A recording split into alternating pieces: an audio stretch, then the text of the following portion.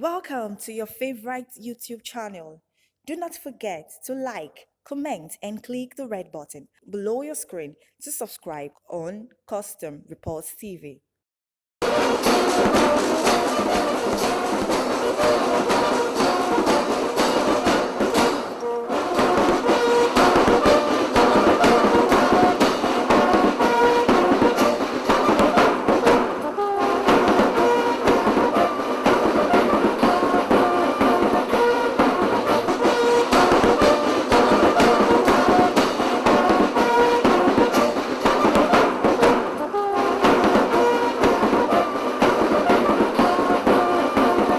Hello, and thanks for staying with us.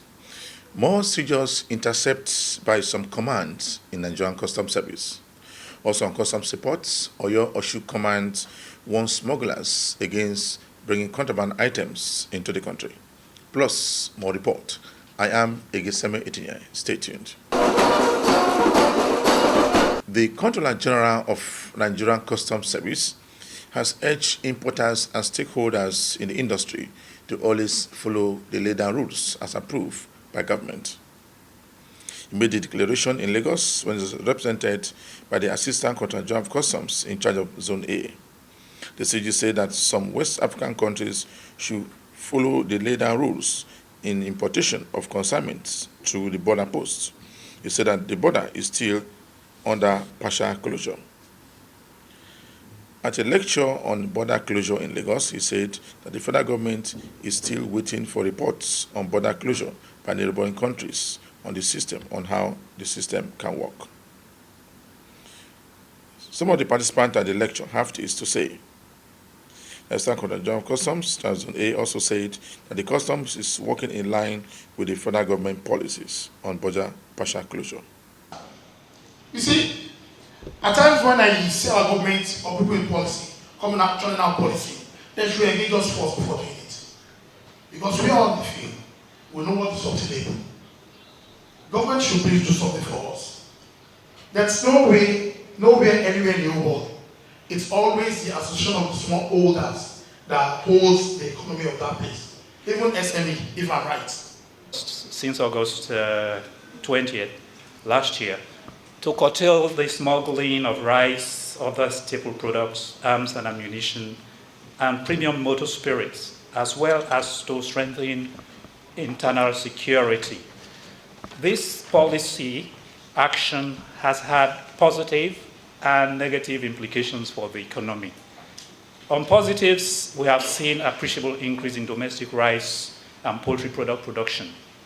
Fuel smuggling to neighboring countries have significantly reduced. The directive paid off for the Nigeria Customs Service as revenue generated by the agency increased to 1.34 trillion in 2019 from 1.2 trillion in 2018. On the flip side, the closure of the land borders has triggered inflationary pressure through rising food prices. Food inflation continues to go in the uptrend, hitting a record of 14.7% in December last year, with being the highest in 20 months. The policy pronouncement has also led to unplanned losses for manufacturers. That's why man is here, especially those who export their products to neighboring countries by road. Cross-border trade has been stifled as traders from neighboring countries can no longer access Nigeria market by road. The border closure has also paralyzed commercial activities in border communities. Trade sector is currently feeling the backlash of this policy. According to official statistics, the trade sector fell into recession in the third quarter of 2019, even as its contribution to the gross domestic product dropped 1% in the same period. Distinguished ladies and gentlemen, as you may be aware, ECOWAS recently constituted a committee to assess the impact of the border closure on trade in the sub-region and make recommendations on the way forward. Well, what I will be telling those of us in the private sector is that government means well by virtue of this policy, and the government is, of course, open to further engagement on this. And part of the reasons that we have put this forum together is to get the views of the various stakeholders. And we are going to use this to further engage the government on the need to review the current position of things. That drill had really brought a lot of relief to this country, to Nigeria. If you think of all the arms and ammunition that we used to seize, we used to apprehend, arms and ammunition, expired rice, drugs, tramadol, not because tramadol is prohibited, no, but they come in dosages that are not approved. The approved dosage is 50 milligrams to 100 milligrams for extreme cases, but you see them coming in 225 milligrams, even up to 1,000 milligrams. And that is why our young people their heads are almost gone now. So, and then in terms of security, you notice that car snatching across the border had drastically reduced. And all these, banditry, it had drastically reduced. So that means the arms and ammunition are being supplied from across the border. But now these things are really reduced, so we have that relief. Then look at our revenue, the customs revenue. We used to record 4 to 5 billion on daily basis, but now we are recording 5 to 6 billion because all the goods they used to smuggle across the border are now rerouted to come in through the ports legally in a manner approved by the customs. So we notice more throughputs coming to Nigeria. Even the eastern seaports have picked up the activities, and our farmers, our local farmers are very happy. I heard them saying that they have employed over 1,000 graduates, and they are employing more. Remember, custom is employing 3,000 too. And now, if our local farmers are employing 1,000 plus, you could see what I'm saying. They are really reducing the number of unemployed graduates out there on the streets. And that is very good for us. They are smiling to the banks because many people are now eating a local rice. People have discovered that it is more nutritious. Local rice is more nutritious. When you cook it, you perceive the aroma. You perceive the aroma of freshness in it. Unlike the foreign rice that you don't even know how long it has stayed across the border before being smuggled in. And as a matter of fact, the CBN had not given any rice farmer forex to import rice since 2014. So we know that much. So on the poultry farmers also are very happy. So altogether, we are very, very positive about the gains of the border drill. You are watching the program Customs Report. The customs stakeholders held a meeting in Port Harcourt and has commended on a 2 command for surpassing the revenue target in 2019. At the meeting, the area controller said that the command surpassed the revenue target due to guidelines set up by the Customs Controller General alongside with the management of Nigerian Customs Service. So that the 2020 target will also be met, even surpassed by the command. So the participant at the stakeholders meeting says that Nigerian Customs Service should continue to implement government measures to the latter. The Customs Area Controller also said that in 2019, seizures arrests were also made by his command. He commended his officers for a good performance. He urged stakeholders to continue to implement government policies. That you hearken to our call is indicative of the generally positive relationship between us, which is essential to achieving the goals of the government. A gathering like this offers the opportunity for collective critical study, sharing of ideas, peer review of organizational findings and experiences towards boosting our efficiency. At our individual and collective levels, we may not have done badly in the past, but there are rooms for improvement which we must fill. We are in the era of exciting development in trade facilitation, especially with the expectation and trust government has bestowed on us. When business persons seek to make gains from their investment endeavor, we as government operators are obliged to seeing them comply in line with Western rules. Our insistence on due process and total compliance is in keeping with the demands of our job and justifying the trust bestowed on us in line with our professional calling.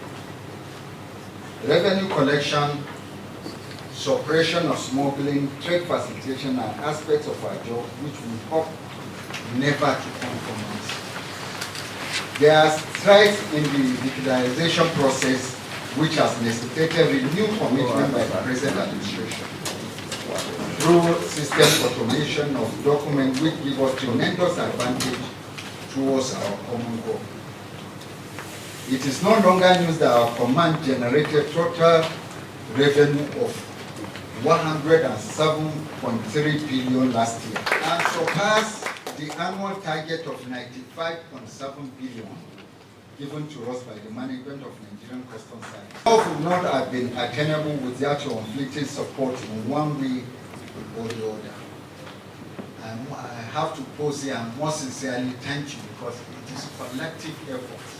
Each and every one of us contributed. It is not customary alone. But all of us, the key stakeholders here, I want to say from the bottom of my heart and my officers and me, a big thank you.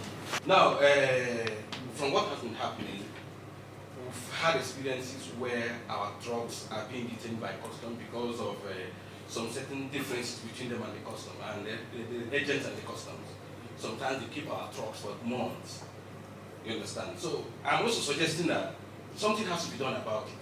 We want customs to look into that because we don't know, we don't participate in doing examination inside the port. We don't know what we are carrying. So customs should set up a kind of platform that give these things quick response so that when drivers have this kind of problems, they should be looked into upon swiftly. Foremost, we should have a mindset, a positive mindset, that these people coming to take goods from the port are also as patriotic as the government agencies, operatives. When we have that positive mindset, we now begin to also understand that compliance has been about 90%, not the other way around. So when freight forwarders come to take their containers or whatever their cargoes, the customs should not be looking at them as these are groups of people coming to commit crime. Because when that happens, when you realize that compliance is at 90%, we know that the remaining 10% could create problem. But the 90%, you should also facilitate things. Because in most of the cases, like I mentioned earlier, when you remove your cargo, is exceeded, the task force will look at it, they won't find anything. FOU will look at it, they won't find anything in 90% of the cases. So, what I'm advocating is a positive mindset. We are also patriotic. We will not allow things that are not supposed to come in as freight forwarders. The command has decided to engage the stakeholders in regular meetings and in-house training at operational levels. Ladies and gentlemen, in spite of the laudable achievements of the command, the essence of this forum is to discuss all our challenges together to a fast solution that will lead us to greater success. And that is the whole agenda of this meeting. All of us have our challenges so that we discuss it in-house collectively. Our target is to make ONE user-friendly and a model for trade facilitation. we have to be proactive in view of the increased cargo that we're expecting diversion from Lagos port to this place. Like we have here, the MPA manager, we even said today, we have 2 ships that will be batting today. So with the increase in volume, there is the need for us to come together, we brainstorm, in order to make the turnaround very fast. We have bankers here. We don't have to start going to Lagos to go and open from him, whereby we have branches here, and they can do the same thing, so that the turnaround is going to be very fast. We expect a friendly and corporate environment that will promote ease of doing business. Once again, your presence is highly appreciated, because each and every stakeholder present here has a distinct role, especially for our common objective, that is how to meet our target for the year 2020. The newly appointed area controller in charge of Oyo and Oshu Command has accepted petroleum products from smugglers. The customs area controller said that the command will continue to seize as long as smugglers refuse to leave the trade. He conducted reporters around the seizures made by his men. The customs area controller also said that the customs will always seize banned and contraband items as approved by the government. She urged importers to desist from smuggling activities in the western parts of the country. Foreign parboiled rice, as you can see, is full of dust. That is to say, they followed through the bush, through unapproved routes. But I thank God for the help of my able, capable, gallant officers that are vigilant with proper monitoring and intelligence. They were able to apprehend them. Rice. What am I saying in effect is that we have total number of 2,770 bags seized. As well, we have used tires. Used tires, we have 880 pieces. And like we all know that used tires is prohibited item. It's not supposed to come into this country. But they follow through the bush to bring them in. But I thank God for my able officers who were able to nap them down. We've been able to talk to the stakeholders, sensitizing them about the ill of smuggling and how dangerous it is to our economy. We've told them about the CGC's mission, which everybody must comply with, in collaboration with other sister agencies whom I've earlier visited to intimate them and seek their cooperation, their collaboration. We were able to make this, plus intelligence unit. And I must also thank our gallant officers, ever vigilant, ever ready to do the job. They come through the bush to ensure that all these seizures are made. I want them to understand and know that our SEMA, which is Customs and Excise Management Act of Section 158, authorizes custom officers to patrol freely. What am I trying to say is that wherever you are, we must get you. Also, Section 167 makes the provision for detention, seizure, and condemnation of goods that illegally come into the country that is not supposed to be. I also want to use this medium to warn the public that this administration is not going to tolerate any form of indiscipline, any form of corrupt practices and smuggling. Because no matter where you follow, no matter the route you think you know better to follow, my officers must get hold of you, and the law must take its costs. All I want the public to do is for them to comply.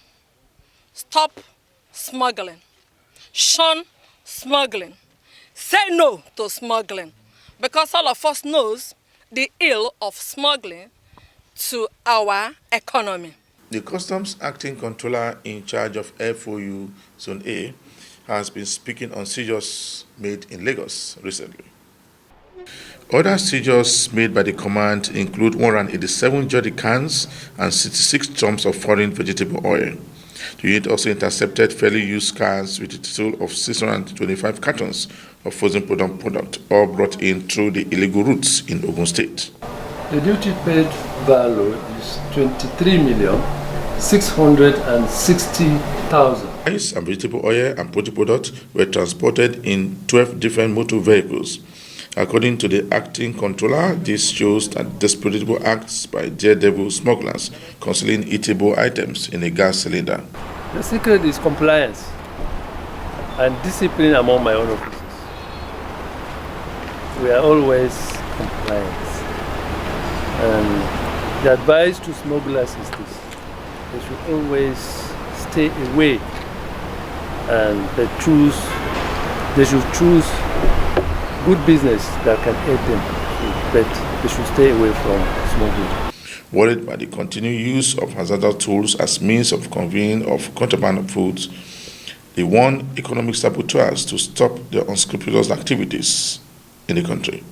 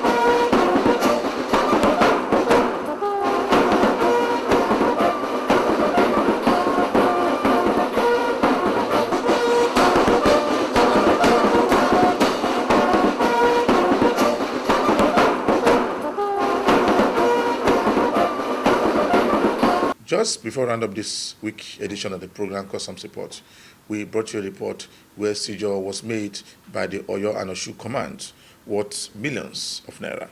For me, Egeseme Engineer, thanks for watching.